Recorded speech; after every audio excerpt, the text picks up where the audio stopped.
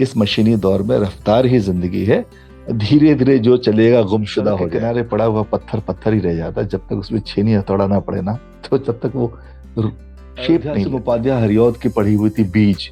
एक बीज था बहुत ही गहराई में सोया, उसी बीज के अंदर में था नन्हा पौधा सोया, उस पौधे को मंद पवन ने जाकर पास।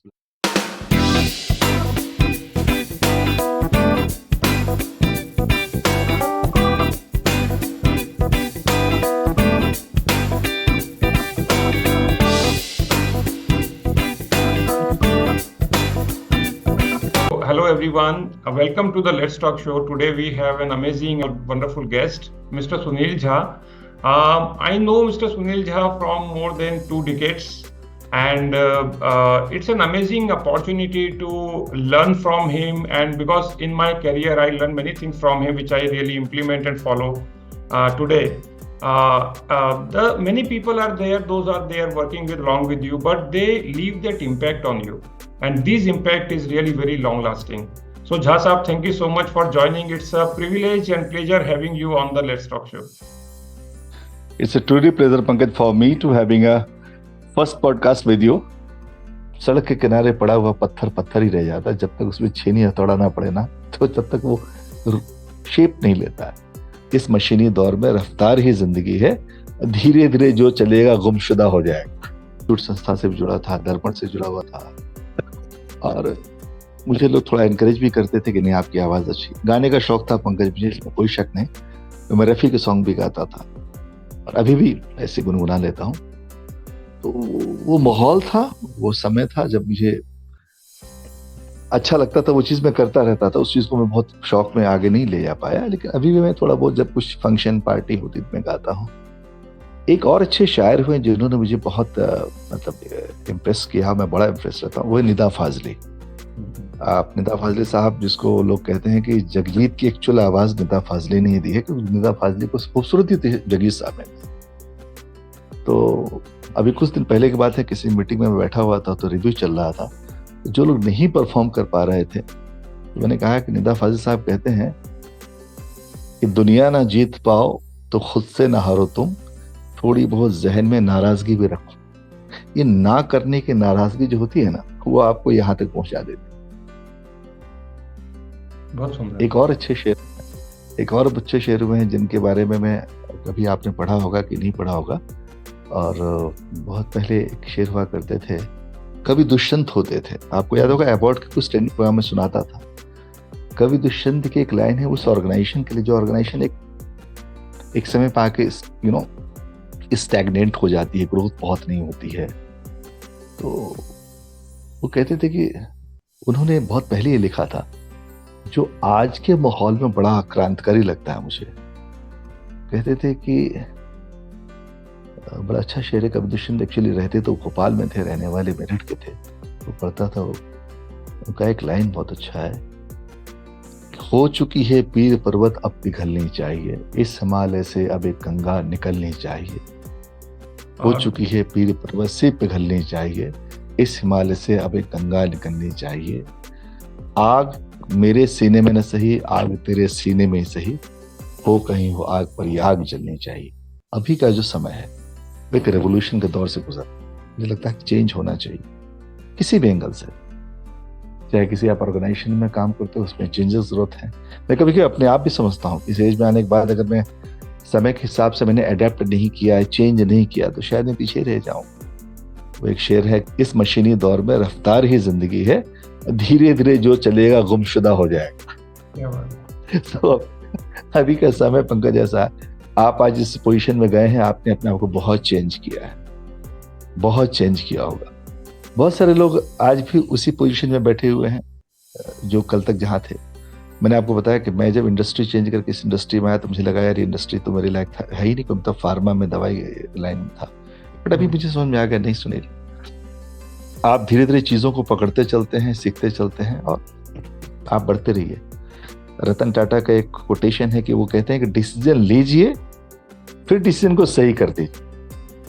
Don't hesitate to take a decision, you take a decision and prove it is right. Life is like that. सुबह मैंने मैसेज किया था ना, जिंदगी पानी की तरह बहती है पंकज जी। ये मैंने अपने 25 साल अनुभव सीखा है। बहने दीजिए, इसको रोकिए मत, जैसा बह रहा वो शेप अपने आप ले ले। पानी को कटोरी में डाल दीजिए तो कटोरी की शेप में है, गिलास में डाल दीजिए गिलास की शेप में है। Let it flow.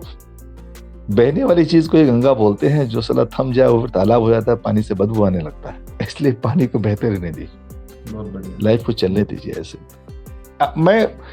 ये ऐसा नहीं कि मेरी फिलॉसफी है, ये मैं इम्प्लीमेंट करने की कोशिश करता हूँ लाइफ में। जैसा चल रहा चलने दीजिए, उसमें बहुत ज्यादा चेंज करने की कोशिश करेंगे तो फिर वो दिक्कत आती है। बहुत बढ़िया। पिछले 20-30 सालों में झा साहब क्या ऐसा है जो छूट गया, जो आपको लगता है कि नहीं यार ये होना चाहिए था? सच पूछिए पंकज, 2014 में जब मैं इधर दिल्ली आया और अब मैं जब पीछे मुड़ के देखता हूं तो मुझे लगता था कि मुझे अगर किसी ने ढंग से ग्रूम किया होता तो शायद मैं फार्मा इंडस्ट्री में अपने आप को कॉर्पोरेट तक लेके चला जाता, मैं बॉम्बे में अच्छे पोजीशन में पहुंच सकता था। ये मलाल रहेगा अभी। कुछ चीजें जो मुझे थोड़ा सा रहता है कि ऐसा किया जा सकता था, ऐसा बहुत कुछ किया जा सकता था जो नहीं कर पाया।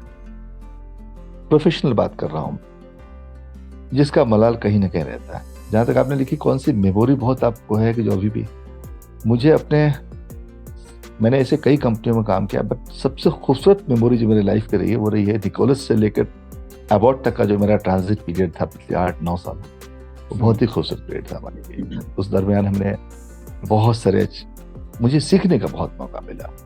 मेरे अपने जितने सारे बॉस रहे, चाहे वो शरद जी हों, चाहे वो प्रवीण नायर साहब हों, चाहे जय हो, जैसे आप जिससे कलीग्स हों, मैं किसका नाम लूं, चाहे वो भागवत साहब हों, ये सबसे मुझे आज जब मैं इस इंडस्ट्री में थोड़ा सा सक्सेस हुआ हूं ना, मैं अपने सारे बॉस को बार बार याद करता हूँ जिन्होंने मुझे एकदम शेप अप किया।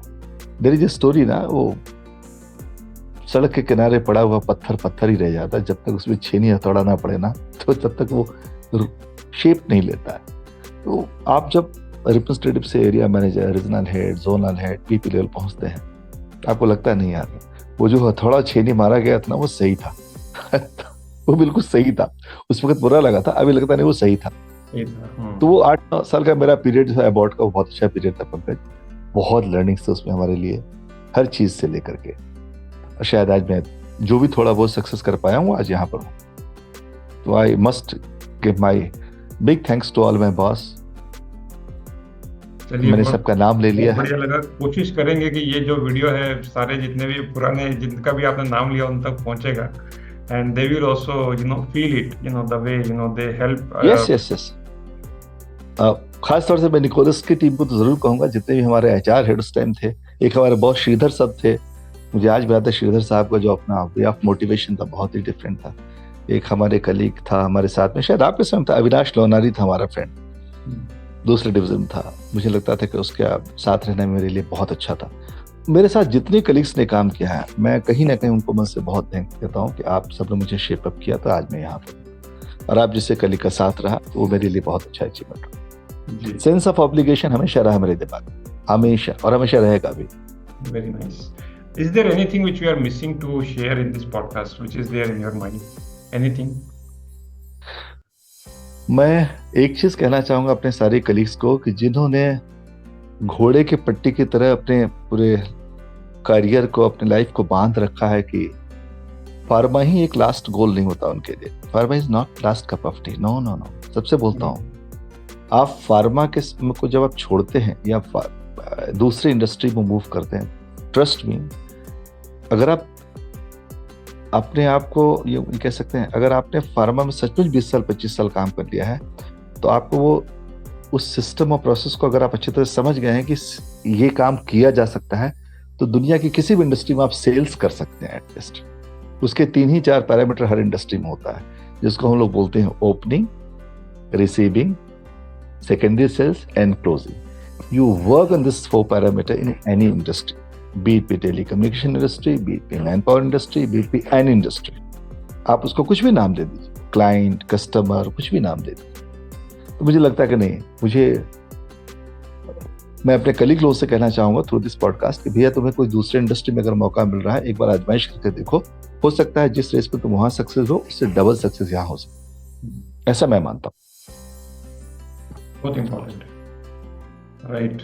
सो एक लास्ट क्वेश्चन याद आ रहा है जो मैंने सोचा हुआ था, मैं भूल ना जाऊं, ये पूछ लेता हूं कि एक बहुत बड़ी प्रॉब्लम जो लोग फेस करते हैं इंडस्ट्री में कि वो कस्टमर के साथ रिलेशनशिप नहीं बना पाते, और जो एक छाप होती है कस्टमर के ऊपर आपकी, वो जो एक आइडेंटिटी होती है, कहीं ना कहीं वो बहुत ज्यादा मिसिंग लिंक है। लोगों जो बाकी लोग जो मिलने वाले आते हैं सेल्स पर, उनका नाम ही ध्यान नहीं रहता, क्या बता के गए क्या नहीं बता के गए कुछ पता ही नहीं रहता, कहाँ उन्होंने यूएसपी प्रोडक्ट की ओपनिंग क्लोजिंग करी कुछ पता ही नहीं रहता, और वो जाते हैं तो केवल इसी माइंडसेट से जाते हैं कि ये प्रोडक्ट हमको पिच करना है, उसका ये डिटेलिंग है, उसका ये जो भी यूएसपी है शेयर करके चले आते हैं। What is before and after that which has a larger impact on the customer? Yes, आपने मेरे साथ में ज्वाइंट फील्ड वर्क किया होगा और आपने खुद महसूस किया होगा कि मैं जब किसी क्लाइंट या किसी डॉक्टर के पास में जाया करता था तो मैं डायरेक्ट कभी अप्रोच नहीं करता था कि आज मैं आपके पास में प्रिस्क्रिप्शन को लेकर के आया हूं और प्रिस्क्रिप्शन की सारी बातें होंगी। मैं थोड़ा हट करके लीक से बात करता था। एक डॉक्टर जो पूरे दिन भर, चलिए चर्चा कर लेते हैं, डॉक्टर जो दिन भर पूरा बैठता है सुबह से लेकर शाम तक, वो एक ही काम उसका रहता है, मरीजों के दुख दर्द को समझना, मरीजों के दुख दर्द को। कोई एक बंदा होता है मेडिकल एडमिनिस्ट्रेटिव टाइप का या एरिया मैनेजर टाइप का, जो उसके पूरे वर्क स्पेस में से एक छोटा सा स्पेस निकालता है उससे कुछ पर्सनल बातें भी करने के लिए। ये गट्स और ये क्वालिटी तो आपको डेवलप करना होगा। मैं सबसे बोलता हूँ, आपने शायद मेरा देखा होगा स्टाइल ऑफ वर्किंग, मेरा अप्रोच वाज एंटायरली डिफरेंट। जब मैं उसको पर्सनल में इन्वॉल्व कर लेता था, मुझे लगता था अब इस आदमी ने जब मुझे स्पेस दे दिया डिस्कशन करने के लिए, तब मैं इसको अपनी प्रोफेशनल एक्सपेक्टेशन के बारे में बात करूंगा। I tell you one small example, और मेरे लिए बड़ा सक्सेसफुल। मैंने भी आपको बोला ना, सेपराइट में मैंने 18,000 रुपए इंसेंटिव सरेंडर किया था। मैं सतना में काम करता था, वहां एक डॉक्टर होते थे विवेक तनखा, ही वाज द लीडिंग, आप पॉडकास्ट में जो लोग सुनेंगे पता है, सतना का he was the leading doctor physician. And वो रात में कॉल करते थे 8:30 पे, और मैं 8:30 पे बैग लेकर, उस वक्त नया नया लड़का था, मुझे उतना आइडिया, मैं चला जाता था बैग। 5 महीने तक उनको ये मालूम था मैं कानपुर से हूँ, वो लखनऊ से थे। हमारी चर्चा होती थी कानपुर लखनऊ के बारे में, बट अगले बंदे ने मुझे 5 महीने 6 महीने एक सिंगल प्रिस्क्रिप्शन नहीं दिया। एक दिन अचानक पता उनको क्या हुआ, उसे लगा कि यार डेली बंदा ये हमें हमेशा आता महीने में 3 बार, जहां मेरे पास में फोल्डर खोलता है, सेपराइट की बात करता है, चल देता, और कुछ नहीं करता, बस सेपराइट नाम बता के चल देता है, हंसी मजाक करता है, लखनऊ की बातें, कानपुर की बातें, वो खाना, वो लजीज खाना, वो फलाना। उसी बंदे ने जब सेपराइट मुझे लिखा तो मैं 18,000 का इंसेंटिव मैंने सेपराइट अर्न किया।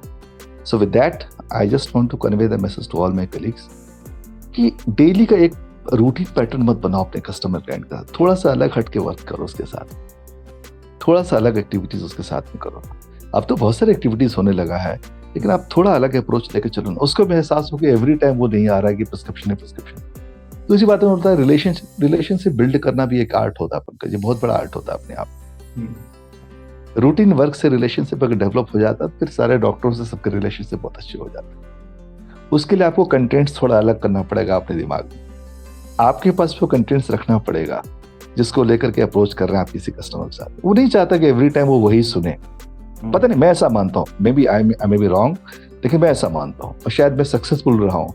इस इंडस्ट्री मेरे से सारे क्लाइंट हैं, चाहे मैं अभी साइमेंस हॉल में गया था या श्री सीमेंट में गया था, मैं उस बिरला ग्रुप में गया था, मैं टाटा ग्रुप में मीटिंग करने गया था, तो मैं उसी पैटर्न पर काम, जिस पैटर्न में फार्मा काम करती थी, एकदम से नहीं अप्रोच करता हूँ बिजनेस को लेकर। मैं पहले अपने सब्जेक्ट को लेकर बात करता हूँ जी, मैं थोड़ा पर्सनल स्पेस में बिलीव करता हूँ, उसके बाद फिर प्रोफेशनल तो बात होती रहती है। बहुत बढ़िया। तो झा साहब, बहुत अच्छा लगा, बहुत आनंद आया आपके साथ बात करके। कोशिश करेंगे कि हम नेक्स्ट पॉडकास्ट करें जिसमें बाकी लोग भी साथ में हों, शरद जी को भी लेके आएंगे और सोलंकी साहब को कुछ लेके आएंगे, जहाँ भी वो होंगे, रिक्वेस्ट करते हैं उनसे। बहुत बहुत धन्यवाद ज्वाइन करने के लिए, और बहुत ही अच्छा लगा, and waiting for the next association with you on the podcast. Thank you so much, Pankaj. Thank you so much.